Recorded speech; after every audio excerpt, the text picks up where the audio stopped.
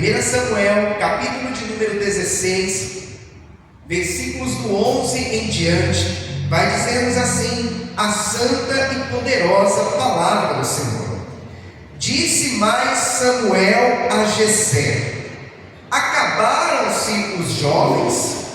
E disse: ainda falta o menor, e eis que apacenta as ovelhas. Disse, pois, Samuel a Jessé: envia e manda-o chamar, porquanto não nos assentaremos em volta da mesa até que ele venha aqui. Então mandou em busca dele, e o trouxe, e era ruivo, e formoso de semblante, e de boa presença. E disse o Senhor: levanta-te e unge-o, porque este mesmo é. Então Samuel tomou o vaso do azeite e ungiu no meio dos seus irmãos, e desde aquele dia em diante o Espírito do Senhor se apoderou de Davi. Então Samuel se levantou e se tornou a Ramá. Aleluia! Como é nosso costume, eu quero convidar a igreja a repetir após mim o versículo de número 13, que diz: então Samuel tomou o vaso de azeite e ungiu no meio dos seus irmãos. E desde aquele dia em diante o Espírito do Senhor se apoderou de Davi.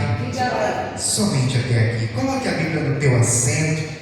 É momento de falar com Deus. Senhor amado e Pai querido, Deus santo e todo-poderoso, aqui está a tua igreja, ó Pai, que mais uma vez tem a rica oportunidade de se reunir neste santo lugar para cultuar ao Senhor. E nesta noite já podemos falar contigo em oração, já podemos também louvar, exaltar e agradecer o seu santo nome através dos louvores. E agora a tua igreja estará recebendo uma palavra, não uma palavra que nasceu do coração do homem, uma palavra que provenha de conhecimento humano, mas uma palavra, ó Pai, que nasceu primeiramente no coração do Senhor. Porque, como costumamos aqui dizer, aquilo que nasce no coração do homem puramente é raso, é superficial, mas aquilo que nasce e provém do coração de Deus, do seu coração, é profundo e vai, meu Deus, meu Pai, na divisão entre a alma e o espírito, e pode operar em nós aquilo que nenhuma palavra humana é capaz de operar. Por esta razão nós lhe pedimos, ó Pai, que mais uma vez o Senhor venha nesta noite abrir os nossos ouvidos espirituais, abrir, ó Pai, o nosso entendimento, para que nós possamos não apenas ouvir, mas entender a mensagem que o Senhor tem preparado à tua igreja, e que esta palavra ela seja como alimento para a nossa alma, como combustível para a nossa fé, e venha nos trazer direcionamento para vivermos segundo a sua vontade. Ó Pai querido e amado, eu me coloco diante de Ti como um simples servo que sou e lhe peço: usa-me, ó Pai, como instrumento em Suas mãos para pregoar a santa e poderosa palavra do Senhor. É o que nós lhe pedimos e desde já lhe agradecemos, ó Pai, em nome do Senhor Jesus. Amém e graças a Deus. Agora eu te convido a dar a mais forte salva de palmas ao Senhor Jesus. Aleluia! A igreja pode tomar o seu assento, fiquem à vontade. Isso. Livro de 1 Samuel. Sempre que eu tenho a oportunidade de meditar em algum texto escrito nos livros de 1 ou 2 Samuel, sempre me vem à mente a respeito da mãe deste sacerdote. A mãe de Samuel foi Ana, esposa de Eucana. Os irmãos conhecem aquela passagem também em 1 Samuel, só que lá no capítulo 1, logo no início do livro, onde nos fala que Ana era casada com Eucana, e Eucana, por sua vez, também tinha uma segunda esposa, que era Penina. Ana era estéril. No entanto, Penina já havia dado para Eucana muitos filhos. E Ana é aquela mulher que foi ao templo clamar ao Senhor. Ana foi aquela mulher que chegou na presença de Deus e começou a fazer uma oração ao Altíssimo tão profunda, que chegou um momento que ela começa a prantear, ela começa a chorar, e não se pode mais ouvir nem entender direito as suas palavras, porque a sua oração começou também a se misturar com as suas lágrimas, e aquela mulher só balbuciava na presença do Senhor, clamando para que Ele viesse entrar com providência. Porque Ana, ela sonhava, ela desejava muitíssimo dar à luz a um filho. Até mesmo porque a Bíblia vai nos falar que Penina, que era a segunda esposa de Eucana, era como se fosse uma adversária de Ana, porque o tempo todo ela procurava expor para Ana que ela já tinha dado à luz a muitos filhos, enquanto Ana era estéril, não tinha dado à luz a nenhum filho, não tinha dado para Eucana nenhum herdeiro. Aquela mulher se sentia diminuída, aquela mulher se sentia afrontada, e chegou um momento, acredito eu, em um dia em que ela estava no seu limite, que ela não sabia mais o que fazer, que ela não aguentava mais aquela situação, e ela se prostra na presença do Senhor, e ela recorre àquele que pode fazer o impossível em nossas vidas. E a palavra do Senhor vai nos falar que após Ana ir ao templo, clamar ao Senhor, chorar na presença do Senhor, a Bíblia vai dizer: e Deus se lembrou de Ana. Aleluia. A palavra do Senhor vai nos falar que o primeiro filho de Ana, eu digo primeiro porque Deus abriu a madre de Ana de tal forma que ela não gerou apenas um filho. O filho que ela havia prometido entregar no templo para viver na presença do Senhor todos os dias. Mas Deus fez com que Ana tivesse muitos outros filhos. Mas o primeiro filho, que foi o filho que ela prometeu entregar no templo para o Senhor, é exatamente Samuel. E a palavra do Senhor vai nos falar que os anos se passaram. O sacerdote da época, que era Eli, ele morre. E quem fica no seu lugar, sucedendo como sacerdote, é Samuel. Esse Samuel, ele tinha 3 funções. Ele foi juiz, ele foi sacerdote e ele foi profeta. Uma das funções de um sacerdote era ungir reis. Toda vez que um rei era ungido, o sacerdote ia até aquele que Deus designou para ser rei e derramava o azeite sobre a sua cabeça. Isso aconteceu com Saul, que foi o primeiro rei em Israel, e isso veio também acontecer logo após com Davi, o segundo rei em Israel. Mas antes de chegarmos nesse ponto, falando a respeito de Davi, é importante nós entendermos que Saul, ele foi ungido rei. No entanto, ele fez aquilo que desagradara ao Senhor. E por esta razão, Deus ele chega para Samuel e diz: então disse o Senhor a Samuel: até quando terás dó de Saul, havendo-o eu rejeitado, para que não reine sobre Israel? Enche o teu vaso de azeite e vem, enviar-te-ei a Jessé o belemita, porque dentre os seus filhos me tenho provido de um rei. Aleluia. Saul, ele foi ungido rei, mas ele se afastou dos direcionamentos do Senhor.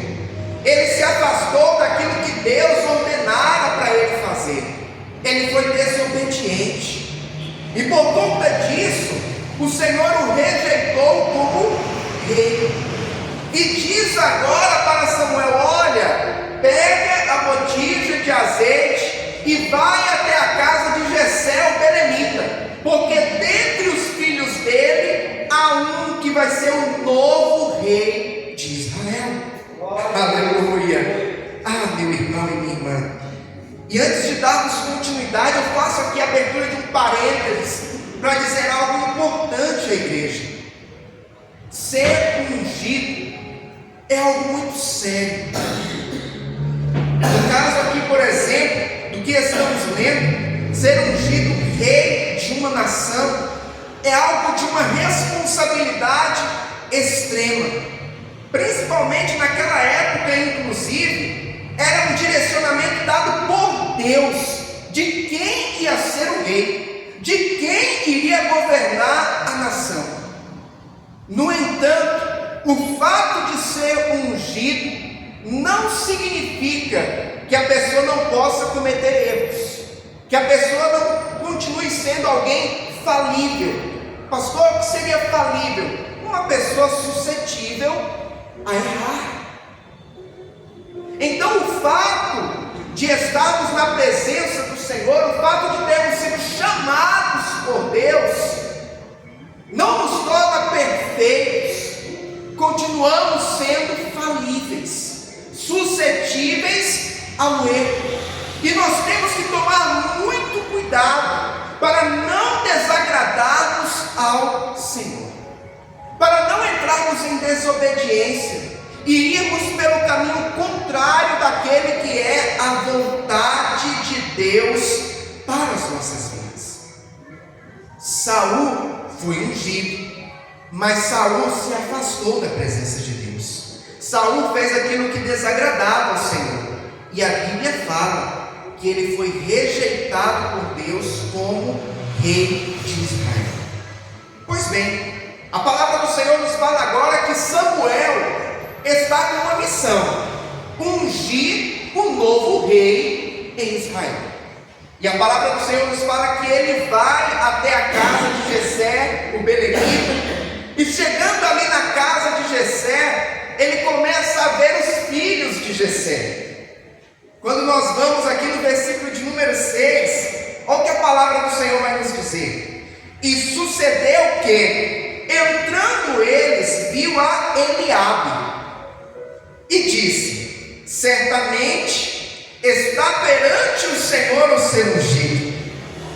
Porém o Senhor disse a Samuel: não atendes para a sua aparência, nem para a altura da sua estatura, porque eu tenho rejeitado. Porque o Senhor não vê como vê o homem, pois o homem vê o que está diante dos seus olhos, porém o Senhor olha para o coração. Aleluia. Samuel, ele se depara com Eliabe, e certamente ele vê diante dele um homem de alta estatura, um homem preparado para a batalha, um homem, por que não dizer, talvez até com um estereotipo físico ideal para a sua época. E logo Samuel, olhando o exterior, pensou: só pode ser esse. Olha a postura dele, olha a altura, olha a força que esse homem certamente tem. Ele é que vai ser o rei de Israel. Porém o Senhor diz para Samuel: não é este que vai ser o rei de Israel. Você está olhando para a aparência, mas eu olho para o coração. Você está olhando para o exterior, mas eu olho para o interior. Aleluia. Ah, meu irmão e minha irmã, talvez em algumas situações da sua vida você foi menosprezado. Talvez em algumas situações da sua vida não te deram o devido valor, olhando tão somente o exterior. E talvez pelo exterior você não se encaixasse dentro daquilo que você estava buscando, daquilo que você estava desejando. O homem olha o exterior, o homem julga pela aparência. Mas eu quero te dizer nesta noite que a palavra de Deus nos mostra que Deus, Ele vê o meu e o teu interior. Deus, Ele vê o nosso coração. Deus, Ele conhece o nosso caráter. Diferente do homem que julga pela aparência, Deus, Ele tem outros critérios para nos julgar. E a palavra do Senhor vai nos falar que Samuel continua. Versículo 8: Então chamou Jessé a Abinadab e o fez passar diante de Samuel, o qual disse: Nem a este tem escolhido o Senhor. Mais uma vez, agora chega outro filho de Jessé, certamente com o estereotipo ideal para a época. Alguém que Samuel olhou e viu nele um rei pela sua aparência. No entanto, mais uma vez, Deus diz: não é este. Não é este. O Senhor é aquele que vê muito além da aparência, vê muito além daquilo que demonstramos com o nosso exterior. Existe uma frase que eu ouvi há algum tempo atrás, e eu vejo que é uma frase muito verdadeira, e que verdadeiramente se aplica às nossas vidas. Nós agimos como quem queremos ser, mas reagimos como quem verdadeiramente somos. Quando nós vamos fazer, quando nós vamos falar algo e queremos passar uma impressão para aquele que está ouvindo, para aquele que está vendo, nós apresentamos aquilo que nós queremos que a pessoa veja, aquilo que nós achamos que vai ser o ideal, aquilo que nós achamos que vai ser o buscado por aquela pessoa em nós. No entanto, quando somos expostos a uma situação de estresse, quando somos expostos a uma situação extrema, aí nós não agimos, aí nós reagimos. Porque vem algo para nós precisamos ter uma reação. E a reação que nós temos vem de dentro de quem nós realmente somos. Pastor, o que o Senhor quer dizer com isso? Que diferente do homem que precisa colocar as duas situações em xeque para ver quem verdadeiramente é aquela pessoa, Deus, Ele já nos conhece antes mesmo de tomarmos uma atitude, porque Deus, Ele conhece o nosso interior melhor do que nós mesmos. Às vezes nós achamos que nos conhecemos, no entanto, nem sempre é verdade. Eu acredito que os irmãos já passaram por alguma situação em que você foi exposto a uma pressão, exposto a uma situação de estresse muito forte, e depois de tudo passado você disse assim: eu nunca imaginei que eu teria aquela reação. Isso mostra que nós não nos conhecemos tão bem assim como pensamos. No entanto, Deus, Ele nunca é surpreendido por nós. Como assim, pastor? Deus te conhece melhor do que você mesmo. Deus sabe qual vai ser a tua ação e sabe também qual vai ser a tua reação quando você é exposto a uma situação extrema. Deus, Ele conhecia o coração de Eliabe. Deus, Ele conhecia o interior de Abinadab. Na sequência, a Bíblia vai falar que veio um terceiro filho de Jessé, Samar. Deus também conhecia o coração de Samar, e Deus sabia que não era nenhum deles. A Bíblia vai nos falar que Jessé, ele tinha 8 filhos. E eles estavam ali, com exceção de Davi. Mas nenhum deles era o escolhido pelo Senhor. Nenhum deles tinha dentro do seu interior as qualificações para ser ungido rei da nação de Israel. Aleluia.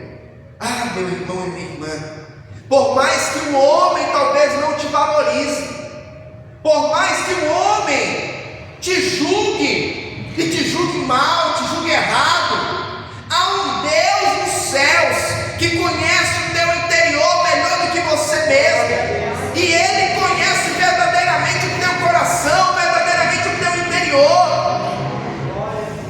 Ele sabe do que há de real e verdadeiro dentro de nós.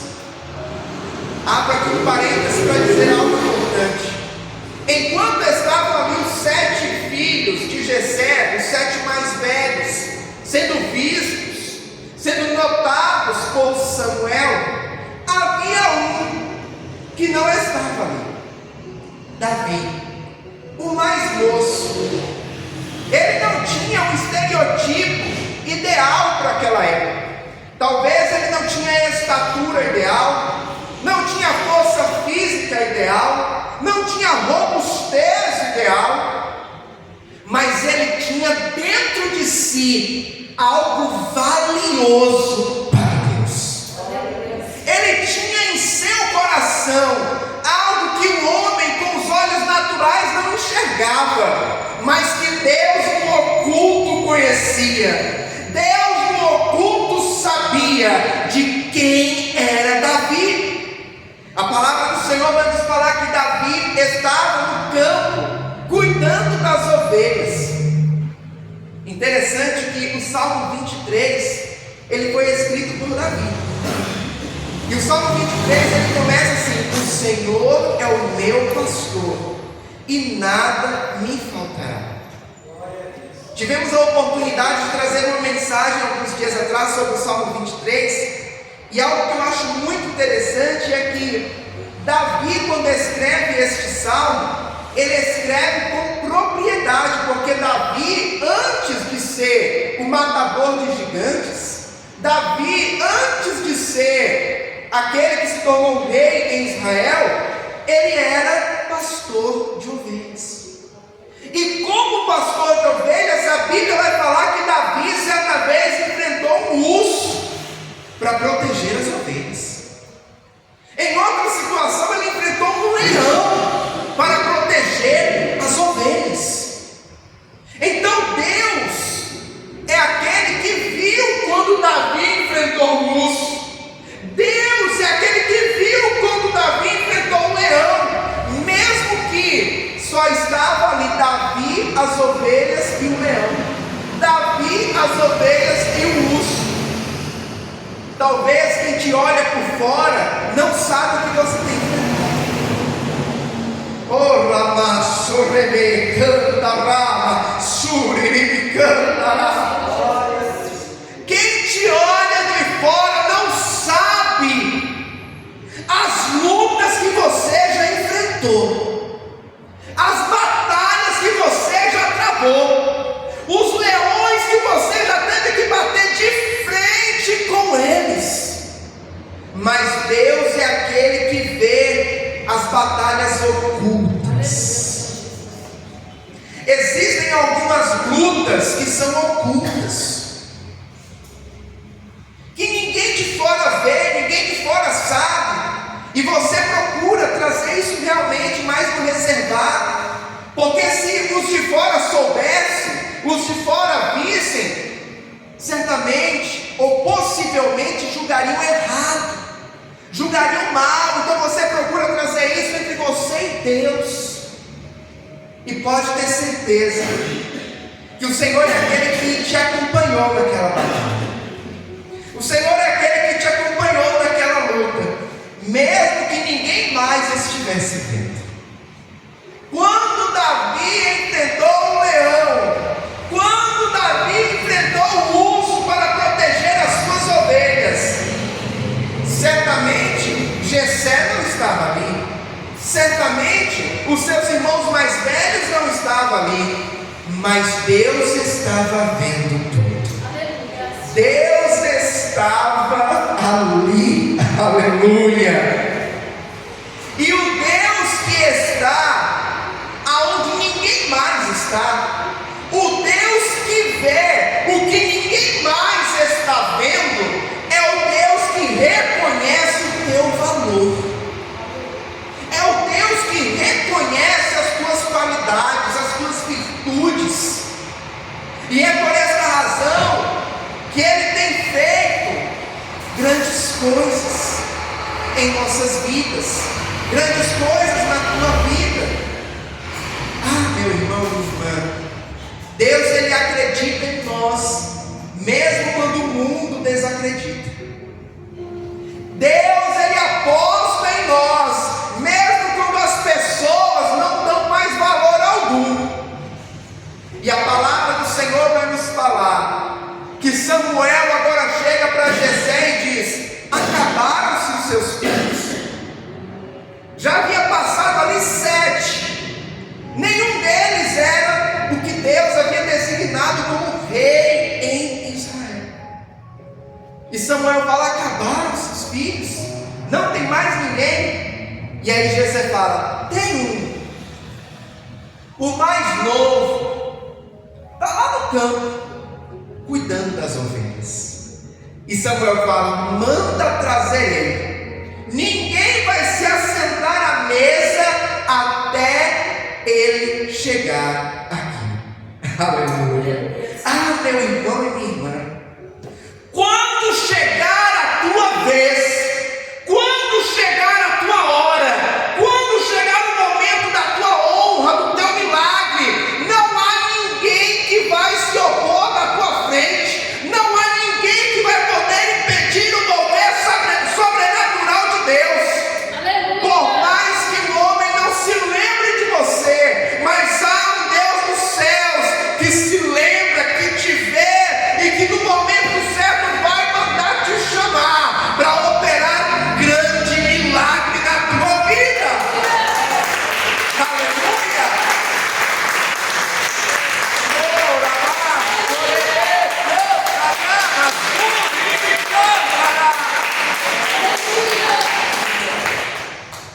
Mandaram chamar Davi,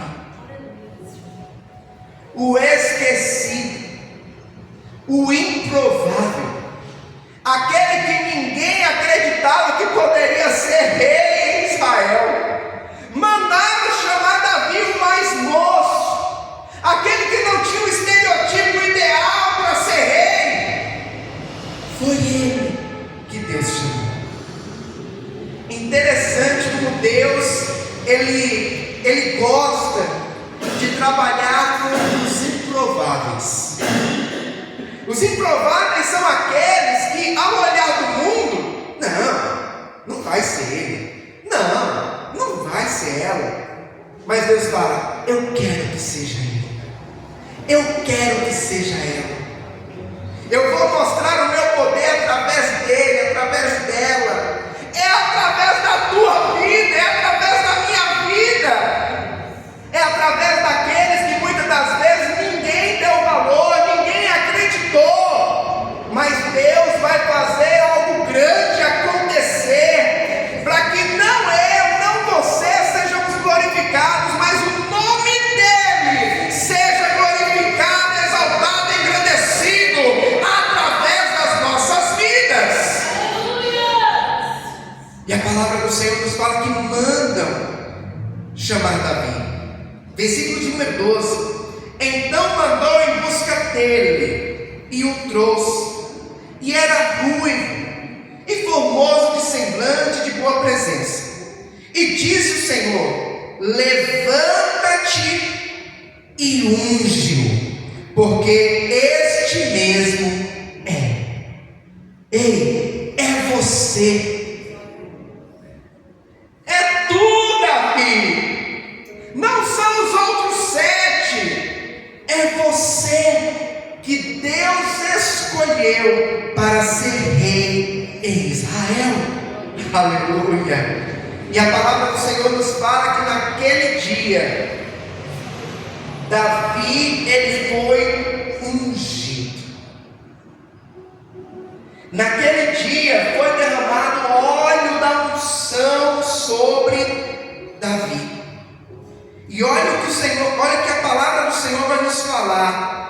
parte B do versículo 13. Desde aquele dia em diante, o Espírito do Senhor se apoderou de Davi. A unção, o óleo da unção foi derramado sobre ele, e o Espírito do Senhor se apoderou dele. Davi, assim como eu, assim como você, foi um homem falível, suscetível a erros, e a Bíblia não esconde os erros de Davi. Eu acho muito bonito isso na Bíblia Sagrada, porque a Bíblia Sagrada, ela mostra grandes homens, grandes mulheres de Deus, que foram usados tremendamente por Ele. No entanto, a Bíblia também mostra os erros, as falhas e os pecados desses grandes homens.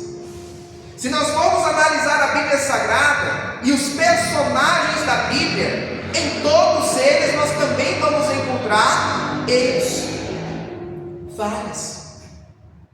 Davi cometeu erros. Davi é aquele que acabou adulterando com Betseba, que era esposa de Urias, e o fruto dessa traição foi um filho, que logo depois ele vem a falecer. Mas olha como a Bíblia, mesmo mostrando que aquela pessoa, aquele homem, aquela mulher foi alguém escolhido por Deus, foi alguém usado por Deus, mas quando chega o momento das falhas e dos erros, a Bíblia também mostra. E isso é importante para mostrar para nós que Deus, ele trabalha com seres humanos, que Deus, ele trabalha com pecadores. Pastor, como assim? Você é pecador, eu sou pecador. Todos os dias nós erramos, todos os dias nós falhamos, mas Deus, ele quer ver em cada um de nós um coração desejoso e que se esforça para andar em sua presença e fazer a sua vontade. E isso era visto por Deus em Davi. Por essa razão que a palavra do Senhor vai nos dizer que Davi, ele foi um homem segundo o coração de Deus. Olha isso. Imagine ouvir um elogio desse. Ei, você é um homem, você é uma mulher segundo o coração de Deus. A Bíblia atribui isso a Davi. O Espírito do Senhor se apoderou dele. Ah, meu irmão e minha irmã, a unção é algo muito importante, é algo muito sério. A unção, na Bíblia Sagrada, nós temos exemplos de unções sendo realizadas para que pessoas sejam empossadas como rei, como é o caso de Saul, como é o caso de Davi. Há unção também na Bíblia Sagrada para que pessoas venham ser consagradas como sacerdotes, como é o caso de Arão, por exemplo. Há exemplos na Bíblia Sagrada também de pessoas sendo ungidas para que venham receber cura. Então a unção, ela tem uma finalidade, ela tem um propósito. A unção, ela não vem por acaso. A unção não é dada por nada, mas ela é dada com uma finalidade, com um propósito a ser realizado. Nós estamos nessa campanha, as 5 unções que despedaçam o jugo. E já nas últimas semanas nós temos falado um pouco a respeito disso. Já nas últimas semanas nós temos falado um pouco a respeito do que é o jugo. Pastor, fala para mim mais um pouco do que é o jugo. Pois bem, inclusive até no interior, há alguns anos atrás, não sei se hoje ainda é usado, talvez ainda seja em alguns lugares, mas até poucos anos atrás, era usado sobre os animais, por exemplo, bois. Um jugo é uma madeira grossa, pesada, que é colocada sobre o pescoço de 2 bois. E isso é feito com a finalidade de aqueles 2 bois arrastarem o arado, que vai marcar a terra aonde vai ser colocada a semente para ser plantada. Então, o jugo precisava ser algo pesado, algo forte para aguentar também o esforço que era feito, o peso. E trazendo isso para o lado espiritual, o jugo é aquele peso que muitas das vezes é colocado sobre as nossas costas, sobre os nossos ombros. É aquele problema que você tem enfrentado, talvez, na tua vida espiritual, na tua vida familiar, na tua vida sentimental, na tua vida financeira, na tua saúde. Um peso que tem sido imposto sobre você tão grande, que tem te feito inclusive até encurvar. Eu digo isso não fisicamente, mas espiritualmente. Encurvar, que eu digo, é ficar cansado, ficar exausto. Na semana passada eu comentei com os irmãos que quando eu morava na Bahia, aos meus 15 anos de idade, o meu pai veio para São Paulo. E na época nós tínhamos uma barraca na feira livre da cidade. E lá a gente vendia arroz, feijão, milho, farinha. Só que detalhe, diferente daqui de São Paulo, que você compra tudo empacotado, lá é dentro do saco. E o vendedor que vem ali com 1 litro, né? E quando eu digo litro, é 1 litro, literalmente falando, de madeira, como se fosse um cubo, só que tem a capacidade de pegar 1 litro. E aí ele mete e coloca dentro da sacola e vende para a pessoa. É assim que nós fazíamos lá. Só que quando precisava repor mercadoria, o caminhão chegava, parava a uma distância de uns 10, 15 metros, e você tinha que trazer do caminhão até o seu local de trabalho. Meu pai veio para São Paulo e eu fiquei lá. E eu, com 15 anos, mas já querendo dizer que era homem feito, forte. Quando chegava o caminhão de feijão, que pesava 60 quilos cada saco, eu dizia assim: pode deixar que eu trago. 15 anos, eu pesava 60 quilos na época. Era o mesmo peso que eu estava carregando. Eu carregava o meu próprio peso. Resultado: do caminhão eles colocavam em cima do meu ombro aquele saco de 60 quilos. E saía eu lá, caminhando com aqueles 60 quilos nas costas. Só que até chegar na barraca que eu trabalhava, era 15, 20 metros. Os primeiros 5 metros estava tranquilo. Quando chegava nos 10 metros, eu já estava pedindo a Deus misericórdia. Nos 15 eu já estava dizendo: Senhor, não vou aguentar, eu vou cair com esse saco. Mas a vergonha não deixava, né?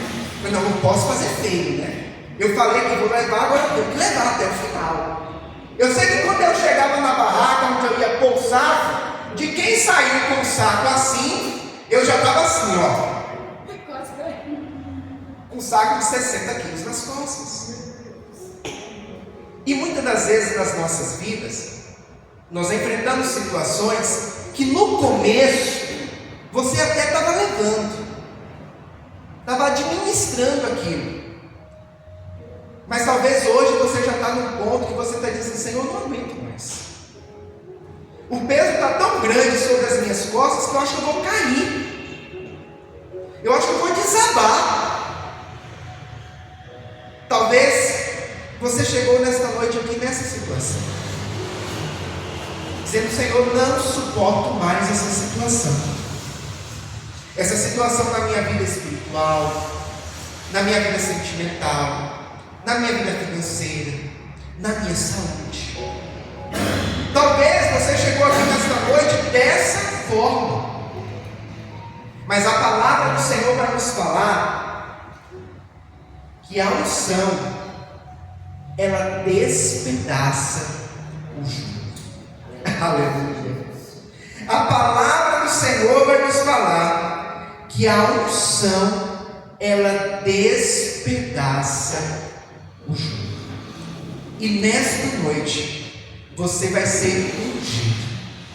Eu vou pegar este óleo aqui. É o bálsamo. Na semana passada, nós fizemos a unção com a mirra. Hoje, a unção vai ser com o bálsamo. O bálsamo, biblicamente falando, ele sempre foi muito usado com a finalidade de cura. Inclusive a Bíblia vai até falar sobre o bálsamo de Gileade. Então nesta noite eu quero ungir a cada um dos irmãos com este bálsamo. E em nome do Senhor Jesus, se você chegou aqui nesta noite com uma enfermidade, seja ela física, ou seja ela no teu interior, na tua alma, no teu espírito, o Senhor ele vai curar. Humanamente falando, vai ser a minha mão. Humanamente falando, vai ser esse bálsamo que vai ser colocado na tua testa, na tua cabeça. Mas espiritualmente falando, vai ser a mão de Deus. Espiritualmente falando, vai ser a unção do Senhor sobre a tua vida, que vai quebrar, que vai despedaçar este mal, em nome de Jesus. Eu estava hoje conversando com uma pessoa e estávamos falando justamente a respeito de que nós somos compostos por 3 partes. Como assim, pastor? Corpo, alma e espírito. E na teologia, isso é chamado de tricotomia. Tricotomia, corpo, alma e espírito. Quando uma dessas partes não vai bem, acaba afetando outras partes do corpo como um todo. Se o corpo físico estiver enfermo, chega uma hora que isso acaba afetando a tua alma, acaba afetando o teu espírito. Assim também, se a tua alma estiver enferma, meu irmão e minha irmã, e quantas doenças da alma não estão aparecendo e estão cada vez mais se alastrando nos dias de hoje? É a ansiedade, é a depressão, síndrome do pânico, estresse, enfim, tantas doenças da alma que têm afligido. E uma pessoa que ela está acometida de uma doença dessa na alma, as outras áreas da vida dela também acabam sendo afetadas. Assim também uma pessoa que está gravemente enferma, isso acaba afetando outras áreas da vida dela. Mas eu quero te dizer que o nosso Deus é um Deus de detalhes. E porque Ele é um Deus de detalhes, porque Ele é um Deus que Ele cuida das minúcias da nossa vida, porque Ele é um Deus que cuida do teu corpo, da tua alma, do teu espírito, nesta noite o Senhor ele vai trazer cura sobre a tua vida,